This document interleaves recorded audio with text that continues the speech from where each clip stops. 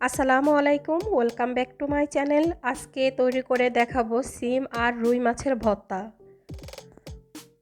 কোনো বাটাবাটি ছাড়াই হাত দিয়েই খুবই সুস্বাদু এই সিম আর রুই মাছের ভর্তাটা তৈরি করা যায়। আমার কাছে তো খুবই পছন্দ এই সিম আর রুই মাছের ভর্তা। আশা করি আপনাদের কাছেও ভালো লাগবে। তো চলুন দেখে নেই কীভাবে তৈরি করতে হয় এই সিম আর রুই মাছ দিয়ে। এখানে 4 পিস রুই মাছ নিয়েছি। মাছটা প্রথমে ভালোভাবে ধুয়ে এখানে লবণ আর হলুদ দিয়ে মাছটা খুব ভালোভাবে মেখে নিতে হবে। মাখা হয়ে গেলে একটা ফ্রাই প্যানের মধ্যে সরিষার তেল দিয়ে মাছগুলো ভেজে নিব। মাছগুলো বেশি ফ্রাই করার প্রয়োজন নেই, আমি এরকম ফ্রাই করে নিয়েছি। তো একটা একটা করে মাছ উঠিয়ে নিচ্ছি। এখন সেই ফ্রাই প্যানের মধ্যেই আবার একটু সামান্য সরিষার তেল দিয়ে এখানে 10-12টার মতো কাঁচামরিচ টেলে নিচ্ছি।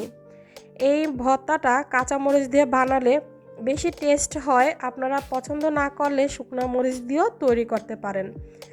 মরিচটা টালা হয়ে গিয়েছে, এখন আমি সিমগুলো সিদ্ধ করে নিচ্ছি। সিমটা সিদ্ধ হয়ে যাওয়ার পর একটা ছাঁকনিতে সিমটা ঢেলে নিচ্ছি। আমি আপনাদেরকে একটু দেখিয়ে দিচ্ছি যে সিমটা কীরকম সিদ্ধ করে নিতে হবে।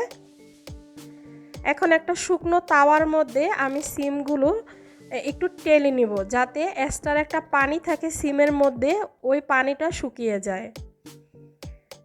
টালা হয়ে গিয়েছে, দেখতে পাচ্ছেন সিমগুলোতে কীরকম কালার চলে এসেছে। এখানে আমি পেঁয়াজ কুচি আর ধনিয়া পাতা কেটে নিয়েছি। এখন মাছ থেকে কাঁটা বেছে নিব। খুবই সাবধানে একটা একটা করে কাঁটা খুব ভালোভাবে বেছে নিতে হবে, যাতে কোনো কাঁটা না থাকে সেদিকে কিন্তু খেয়াল রাখতে হবে। এখন আমি ভর্তাটা তৈরি করব, সেজন্য একটা বাটি নিয়ে নিয়েছি। প্রথমে এখানে দিয়ে দেবো পেঁয়াজ কুচি, নিয়ে নিচ্ছি ধনিয়া পাতা কুচি, কাঁচামরিচটা আমি ছোট ছোট করে কেটে নিয়েছি। সামান্য লবণ দিয়ে খুব ভালোভাবে হাত দিয়ে মেখে নিচ্ছি। মাখা হয়ে গিয়েছে, এখন এক পাশে এটা রেখে এখানে রুই মাছ আর আমি সিমটা একসাথে নিয়ে নিব।